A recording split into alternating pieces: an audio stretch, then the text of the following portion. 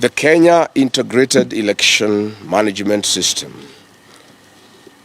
Kenyans, you'll bear witness that I have spoken to the IEBC chairman, Mr. Erastus Ethekon, in my capacity as a leader in this country and as a responsible citizen on several electoral matters.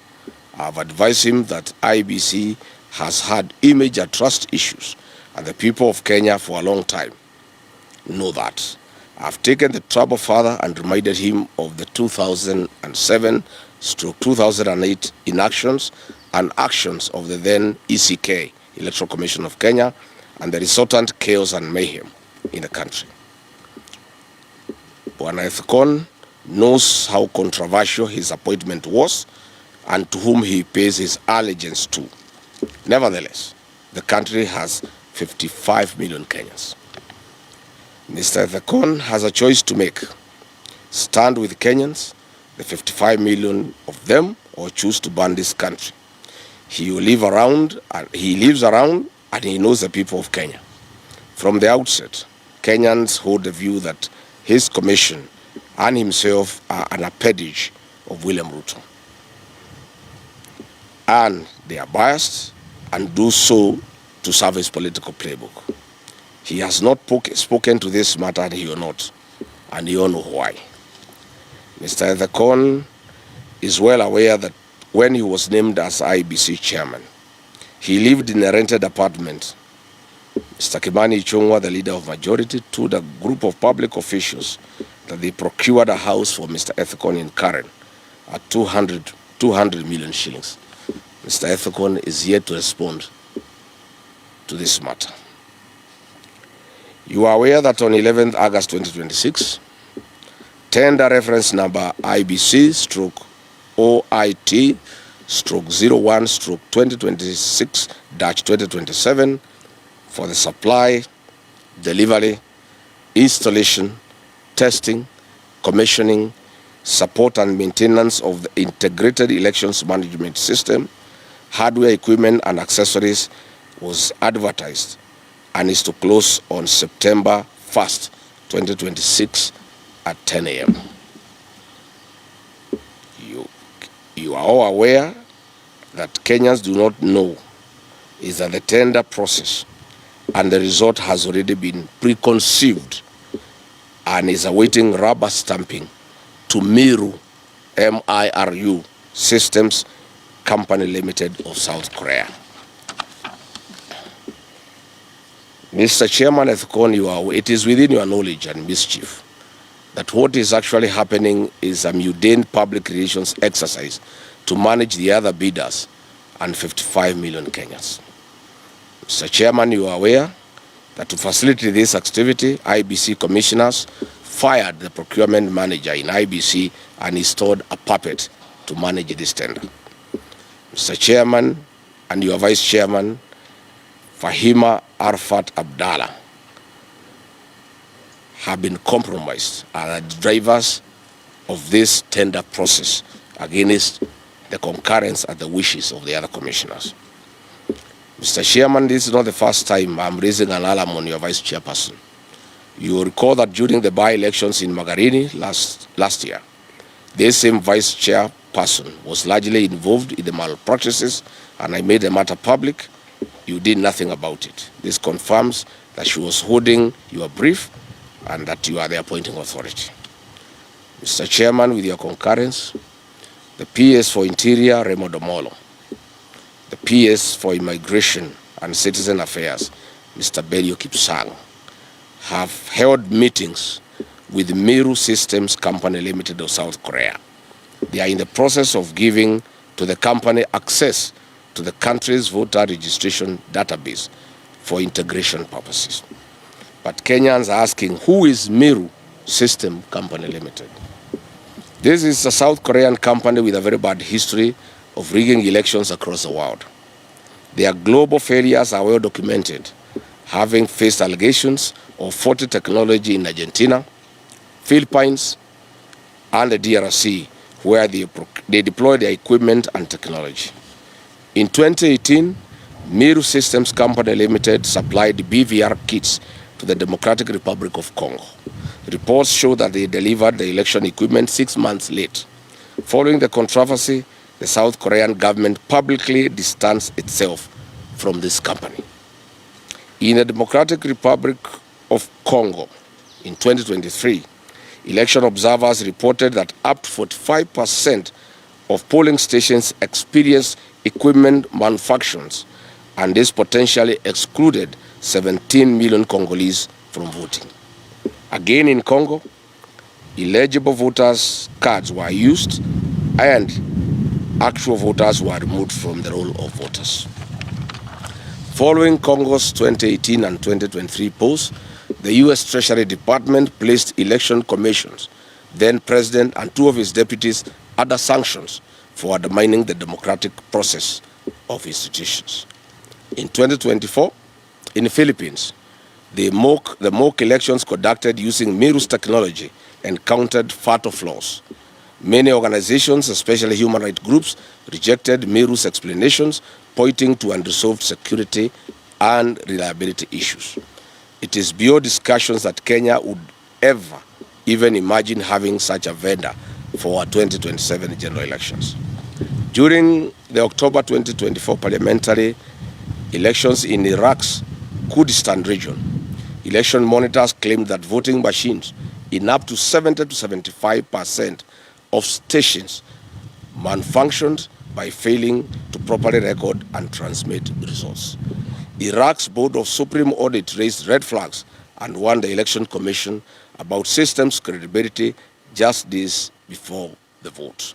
Following the election, various political blocs in Iraq claimed the machines were hacked or manipulated, triggering widespread political tension and a mandated manual recount. The Miru plan in Kenya, as directed by William Ruto. Under the instructions of William Ruto, Miru Technologies has been instructed to prepare a new voters register and suppress voters from the following regions perceived to be against this regime.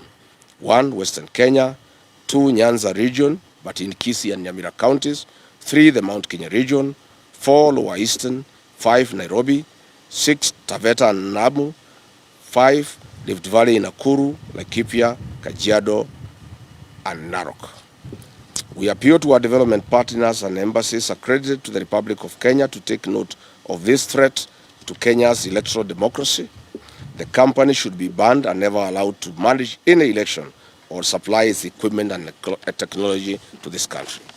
I would like to challenge IEBC to confirm if the technical specifications in the tender have not been specifically crafted and tailor-made around the profile of Miru Systems technology. The IEBC must tell Kenyans whether this procurement process is in line with provisions of Article 227 of the Constitution and Section 60 and 61 of the Public Procurement and Asset Disposal Act. Further, we are asking, what was and is the role of the Cabinet Secretary for Mining, Ali Joho, and Vice Chairman of IEBC Commissioner Fahima Araphat Abdallah in this tender process? Can IEBC produce documentary evidence showing who drafted the technical specifications for tender number IBC/OIT/01/26/27, including all internal committee meetings, technical working papers, market surveys, approval records, and explain why the specifications mirror the capabilities associated with a single supplier identified in the market, rather than being expressed as performance-based and vendor-neutral requirement. Before publishing the tender, what market analysis did IEBC undertake to establish the multiple qualified manufacturers or system integrators could realistically satisfy every mandatory technical requirement, and how many suppliers were identified as capable of meeting the specifications without requiring exceptions or waivers? How come and why did the IEBC formulate mandatory experience and qualification requirements that absolutely correspond with the operational history of Miru Technologies, instead of adopting proportionate, objective, and outcome-based eligibility criteria as required under the Procurement Act?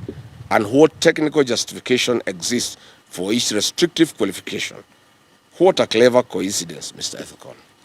How come and why does the tender document contain numerous provisions requiring IEBC to insert, specify, or determine technical standards later, which stimulously imposing rigid mandatory requirements elsewhere? And how can bidders prepare comparable and responsive tenders where essential specifications remain undefined or internally contradictory?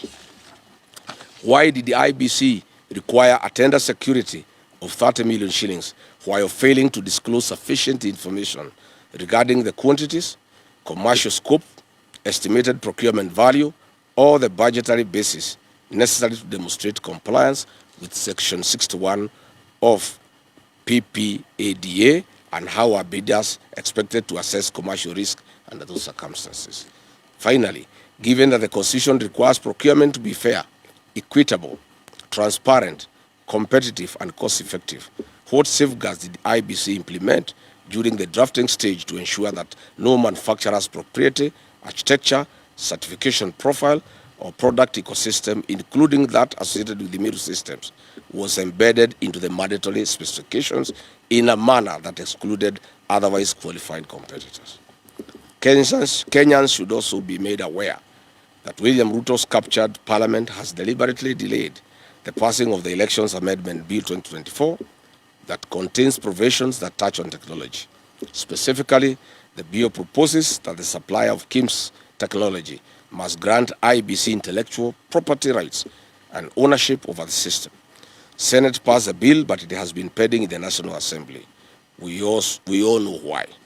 It is also not lost on Kenyans that recent changes in the ownership of Dilaru Kenya Limited is directly linked to the ongoing electoral fraud that will be deployed in August 2027. Dilaru Kenya Limited is a security printer with the technical capacity to print election materials locally. I am persuaded that William Ruto's recent investment in Dilaru Kenya Limited is part of the rigging game plan that has now been put into play. No wonder, despite all the indications from independent scientific polling and intelligence assessment that show a William Ruto loss, he is confident that he'll whitewash any opposition and extend his kleptocracy for a further 5 years. Vulnerable and defective electoral voting technology threatens electoral transparency and the credibility of an electoral process. Any attempt to change the election management system technology less than 11 months to the 2027 general election is a recipe for failure and chaos. The real mischief of IEBC, as directed by William Ruto, is to interfere with the voter register during the digital migration of data from the smartmatic KIMS to the Miru technology kits. This they intend to do the last minute so that there is no room for corrections. This will cause massive vote rigging and voter suppression in some areas. Nikiripotia Kamachu TV, itaripota 001 Wajombi Kamachu.